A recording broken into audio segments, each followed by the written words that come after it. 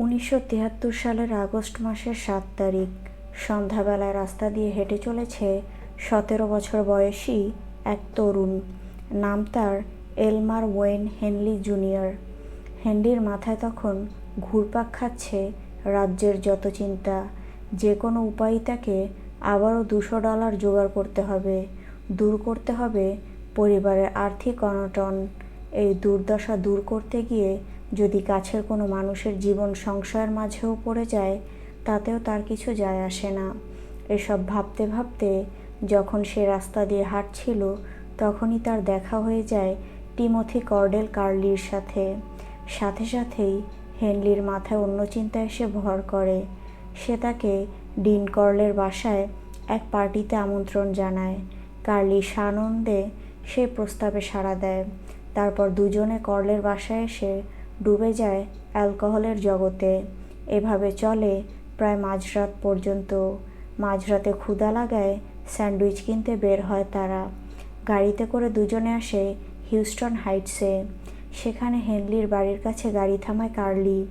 গাড়ি থেকে নেমে হেনলি সামনেই তার বান্ধবী রোন্ডা উইলিয়ামসের বাড়ির দিকে এগিয়ে গেল। সেদিন সন্ধ্যায় মদ্যপ অবস্থায় রোন্ডার বাবা তাকে মারধর করেছিল। তাই বাবার মানসিক অবস্থা স্বাভাবিক হওয়া আগ পর্যন্ত সাময়িকভাবে বাসা থেকে দূরে অন্য কোথাও থাকার সিদ্ধান্ত নেয় সে। হেনরি রোন্ডাকে কর্লের বাসায় পার্টিতে আমন্ত্রণ জানালে রোন্ডা প্রস্তাবটি লুফে নেয়। তারপর গাড়িতে করে তিনজনই কর্লের বাসার উদ্দেশ্যে যাত্রা করে। রাত প্রায় 3টার দিকে তারা তিনজন কর্লের বাসায় এসে পৌঁছায়। রোন্ডাকে দেখে ক্ষিপ্ত হয়ে যান ডিন কর্ল। হেনলিকে আড়ালে ডেকে নিয়ে বলেন, তুমি আমার সব পরিকল্পনা নষ্ট করে দিয়েছ। হেনলি কর্লকে সব বুঝিয়ে বললে তিনি ঠান্ডা হন। এরপর তিনি তাদের তিনজনকে বিয়ার এবং মারিজুয়ানা পরিবেশন করেন। আবার শুরু হয় তাদের পার্টি। প্রায় 2 ঘন্টা পর তিনজনই অজ্ঞান হয়ে যায়। তখনই শুরু হয় কর্লের খেলা। বেশ কিছুক্ষণ পর জ্ঞান ফিরে পায় হেনলি। টের পায় তাকে উপর করে শুয়ে 2 হাত হাতকড়া পরিয়ে রাখা হয়েছে। তার মুখে স্কচ টেপ লাগানো ছিল এবং 2 পা ছিল বাঁধা। কার্লি আর রোন্ডাকে একই অবস্থায় রাখা হয়েছিল, তবে তাদের জ্ঞান তখনও ফিরে আসেনি। হেনলি প্রতিবাদ করলে ক্ষিপ্ত হয়ে ওঠেন কর্ল। জানান হেনলি সাথে করে একটি মেয়ে নিয়ে আসায় তিনি খুবই রেগে গেছেন। তাই কার্লিকে নির্যাতন করার পর তাদের তিনজনকে আজ তিনি খুন করবেন। তারপর হেনলিকে টেনে হিঁচড়ে রান্নাঘরে নিয়ে যান তিনি। তার বুকের দিকে 22 ক্যালিবারের পিস্তলটি তাক করে খুন করার ভয় দেখান। হেনলি তখন একেবারেই চুপ হয়ে যায়। শুধু ঠান্ডা মাথায় সে কর্লের কাছে প্রতিশ্রুতি দেয় যে কর্ল যদি তাকে ছেড়ে দেয়, তাহলে এই নির্যাতন আর খুনের কাজে সে নিজেও অংশ নেবে। এ কথা শুনে এতদিনের সঙ্গীর প্রতি বুঝি দয়া হলো কর্লের, তাই তাকে ছেড়ে দিল সে। দুজনে মিলে কার্লি আর রোন্ডার অচেতন দেহ টেনে নিল কর্লের শোবার ঘরে। সেখানে দুজনকে টর্চার বোর্ডের সাথে বাঁধা হলো, কার্লিকে উপর করে আর রোন্ডাকে চিৎ করে। এবার কর্ল হেনলির হাতে একটি ছুরি দিয়ে রোন্ডার জামা কাটতে বললেন। এরপর তিনি কার্লির সাথে মিলিত হতে উদ্ধত হলেন এবং হেনলিকেও রোন্ডার সাথে একই কাজ করতে নির্দেশ দিলেন। হেনলি রোন্ডার জামা কাটতে আরম্ভ করল। কর্ল নিজের জামা খুলে ফেললেন এবং কার্লিকে নির্যাতন করতে শুরু করলেন। এতক্ষণে কার্লি এবং রোন্ডা দুজনই জ্ঞান ফিরে পেয়েছিল। রোন্ডা যেন নিজের চোখকে বিশ্বাস করতে পারছিল না।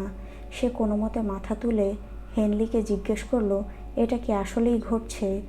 হেনলি সম্মতিসূচক উত্তর দিল।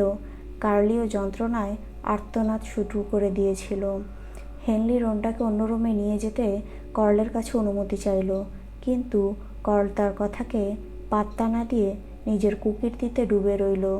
হঠাৎ করে হেনলি কর্লের পিস্তলটি কেড়ে নিয়ে চিৎকার করে উঠল, তুমি অনেক বেড়ে গিয়েছ ডিন। কর্ল তার জায়গা থেকে উঠে ধীরে ধীরে হেনলির দিকে এগোতে থাকলে হেনলি আবার পিস্তল উঁচিয়ে বলে উঠল, আমি আর এসবের সাথে থাকতে পারবো না। আমার আর কোনো বন্ধুকেই আমি তোমার হাতে খুন হতে দেব না। আমাকে খুন করো ওয়েন, বলে ঠান্ডা মাথায় হেনলির দিকে এগোতে থাকলেন ডিন কর্ল। হেনলি নিজেও বুঝতে পারছিল না কিভাবে সেই মানুষরূপী দানবের মোকাবেলা করবে।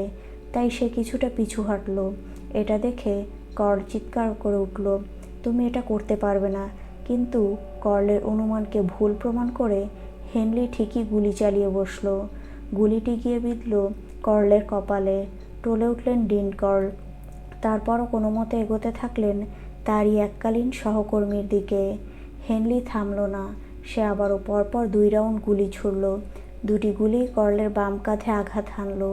এবার আর তিনি পারলেন না। মাথা ঘুরে রুমের বাইরে গিয়ে পড়লেন। কর্লের মৃত্যু নিশ্চিত করতে হেনলি তার কাঁধে এবং কোমরের নিচে আরও 3 রাউন্ড গুলি খরচ করল। রুমের বাইরের হলওয়েতে পড়ে রইল ডিন কর্লের নিথর দেহ, নগ্ন এবং দেয়ালের দিকে মুখ ঘোরানো অবস্থায়। বন্ধুদের হাত পায়ের বাঁধন খুলে দিল হেনলি।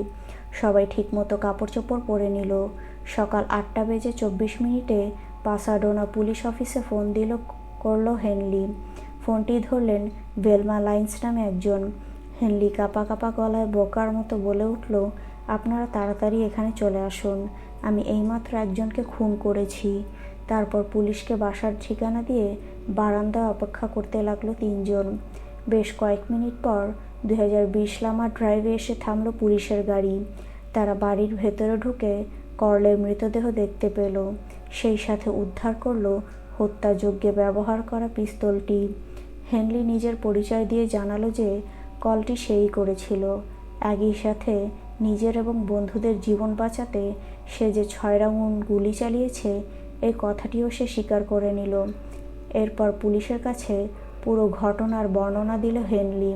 সে পুলিশকে জানালো যে সে এবং ডেভিড ওয়েন ব্রুকস নামের আরেকটি ছেলে কর্লের সহকারী হিসেবে কাজ করত। তারা শিকারের সন্ধানে রাস্তায় রাস্তায় ঘুরে বেড়াত।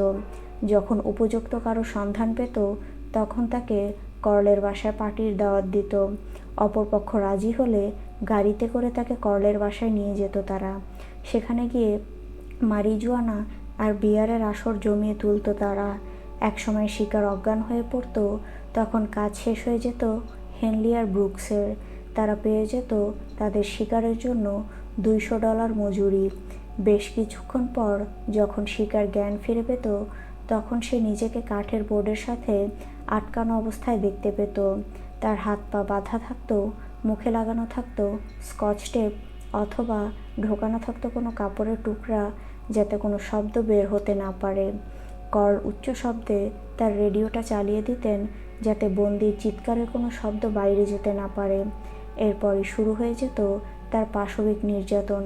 বন্দির শারীরিক প্রতিক্রিয়া সম্পর্কে একটা ধারণা হয়ে গিয়েছিল কর্লের। তাই বোর্ডের নিচে একটা প্লাস্টিকের শিট বিছিয়ে রাখতেন তিনি, যাতে বন্দির বমি, বর্জ্য পদার্থ এবং রক্ত সেই সিটের উপরে গিয়ে পড়ে। অন্যদিকে চলতে থাকতো কর্লের পাশবিক আনন্দ। নির্যাতনের পালা শেষ হলে গলা টিপে অথবা সরাসরি গুলি করলে কর্ল তার শিকারদের খুন করতেন। এতক্ষণ ধরে হেনলির কাহিনী শোনার পর পুলিশ জানতে চাইল কর্লের প্রকৃত শিকারের সংখ্যা কত সেই সম্পর্কে। 30 কেবল এই শব্দটুকুই উচ্চারণ করতেছিল হেনলি। এতে স্তব্ধ হয়ে গিয়েছিল সেখানে অবস্থিত পুলিশ সদস্যগণ। এরপর হেনলি আর ব্রুকসকে নিয়ে চলতে থাকে পুলিশের মৃতদেহ উদ্ধারের অভিযান। ব্রুকস আর হেনলি তাদের শিকারকে একটি ফর্ড অথবা জিটিএক্স গাড়িতে করে কর্লের বাড়িতে নিয়ে আসতো। আর খুন করার পর কর্ল দেহগুলোকে প্লাস্টিকের ব্যাগে ঢুকিয়ে একটি ভাড়া নেওয়া নৌকা, রাখার জায়গা, বলিভার পেনিনসুলার একটি সৈকত, শ্যাম রেবান লেকের কাছাকাছি একটি বনভূমি অথবা জেফারসন কাউন্টির একটি সৈকতে পুঁতে রাখতেন।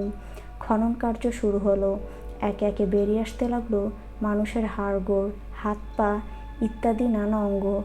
দুর্গন্ধে সেখানে থাকাটাই কঠিন হয়ে পড়েছিল। যারা খনন করেছিল তাদের মাঝে একজন আর মানসিক চাপ সইতে না পেরে ঢুকরে কান্না শুরু করে দেন। আরেকজন অনবরত বমি করতে থাকেন। শেষ পর্যন্ত পুলিশ 27টি মৃতদেহ উদ্ধার করতে সক্ষম হয়। এদের সবাই ছিল ছেলে, যাদের বয়স ছিল 13 থেকে 20 বছরের মাঝে।